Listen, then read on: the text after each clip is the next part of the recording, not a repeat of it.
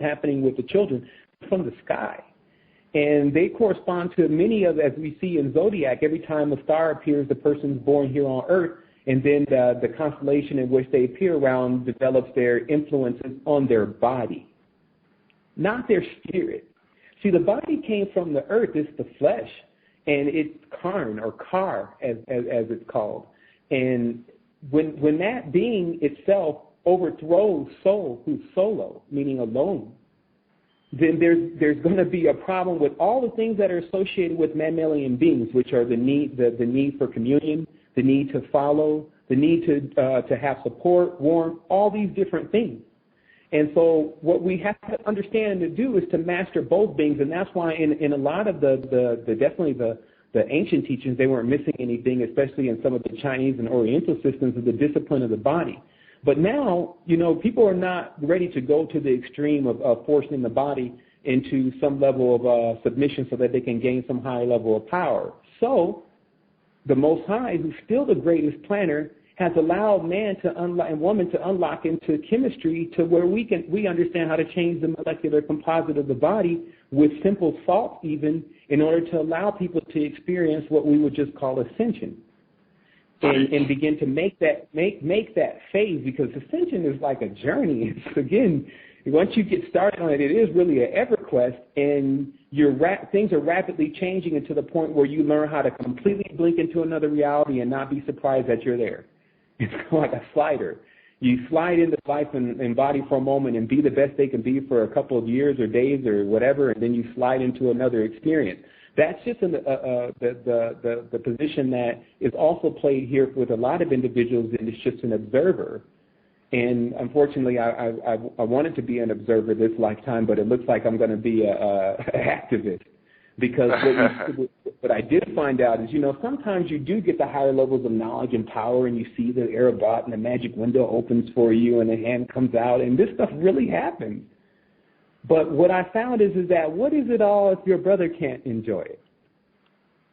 Exactly. It's like what I always found was that the moment that I will find something, hidden knowledge and secrets, especially from the level of what I was interfacing with, the immediate thing I would do is blog about it. And that's what allowed me to keep receiving it. But that was completely opposite to what we had been taught, which was that once you learn the secret, you're supposed to keep it. And then I understood something simple. If you have all the money in the world, like not even all the money in the world, but let's say I've seen $26 million diamonds, and some person will actually buy that diamond, and they'll probably sit it on the counter for a while and look at it. But the thing is that when a human being comes, or let's say it's a man and a woman comes, he'll walk into the room with the woman and leave the diamond there. And then after a while, the diamond will go on the shelf. After a while, you won't even see the diamond anymore. It's just a pretty rock. But it's still $26 million worth of energy into that rock. And what I'm starting so what I'm starting to notice is if anyone expects for the consciousness of our community to get ready to come up, it needs to listen to the individuals that have come forth, make a sound judgment of what they believe to be true, and to support them, no matter who it is. Like whatever you're involved in, just go ahead and support it to its full degree. I'm not saying support me. I'm saying support anything that you're involved in so that you can at least get to the truth of it. Because we've been half-heartedly doing things. And there's a book a long time ago, it's called Half Magic, telling how you had to wish for things twice in order for them to come true because you were divided in Maya. Maya means to split, and then it causes an illusion after that. And so people have to understand that they've been split and disconnected and all sorts of stuff, DNA shattered and ravaged by who? And that's one of the parts of what we're also bringing forth in the code highlights is who's actually been involved. Now, it's a lot of them, because as I highlight in the video, there's several mentalities, and I show in certain movies and things like that, the mentalities, and especially in the Decoder series, which is available on YouTube now under the tag Innerstanding, INNERSTANDING. The video basically shows from multiple levels how definitely there's a hidden message embedded within the films, but not so much as this, but highlighting for it in a nice cinematographic, advanced learning way of exactly what's been going on here and who's really at stake. So that way, who's really at fault. And so that way, next time one of us is rubbing shoulders, am I organization is driven now towards getting closer to these people to put them on the spotlight, like a esoteric version of Punk'd, where we ask, what was this symbol? What were you doing here at this meeting with this person? And then we'll see how funny that is for nighttime television, because they'll love it. Because once they find out that their truth is indeed stranger than fiction, then that's all they're going to lock onto anyway, because there's that part of the individual anyway that always is going to cater to something esoteric, and that's their soul. And so once we switch them off of material and onto soul, that's when we have the ability to see what we're trying to see from the population itself.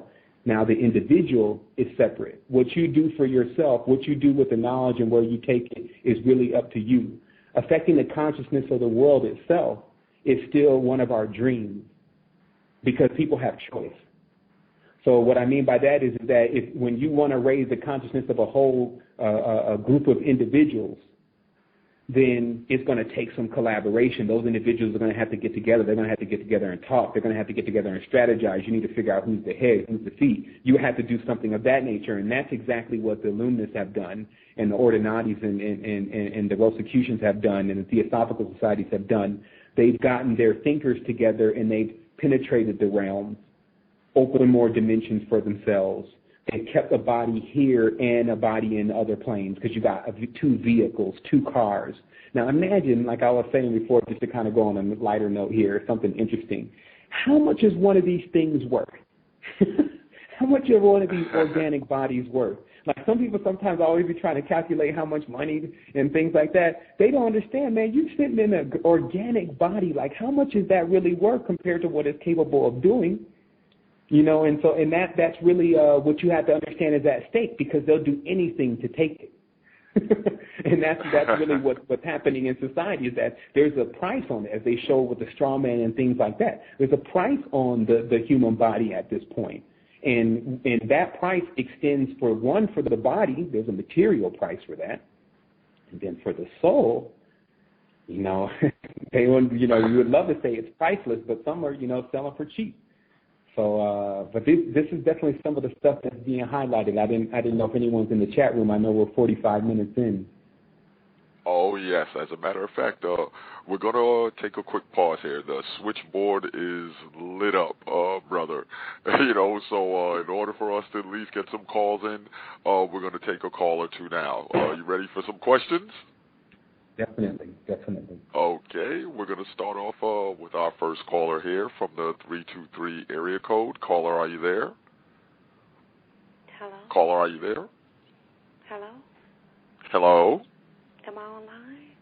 Yes, you are. Greetings, sister. How are you? I'm doing good. And how are you all? Doing well, sister. Thank you. Good. I was just listening. He giving some powerful information, but also I had a question. I was listening to Sister Myra 8 Star, and she was saying how most yes, have been sweetheart of a sister. Yeah, very. I love all my queens and kings out there. But how every kingdom has been formed, and the earth is really like a daughter, and a new creation of a daughter in itself through character. So can you expound on that a little bit for me? Like creating something new artistically, even like myself now, I find myself getting just more conscious, writing, singing, doing things that I myself, within myself, through like Patah, which is the path of your own self. And I find a lot of people, even around here in the Los Angeles, in their own world, separate, alienated in the essence, so not really intertwining much, just focusing in their own individual world in the essence. But I'm just saying, bringing it back to the daughter essence, is that in a creation period, it's just like a creation of an individual stepping stone within a person to find themselves? Definitely, it's easier to separate the male and the female in the aspects of understanding the spirit, because the woman carries the soul matrix. She carries, several pieces of, better like the words, organic equipment that men don't. And that allows them to be in tune with certain things and certain abilities that we have to turn on. But likewise, men also possess an internal sun. But what it is that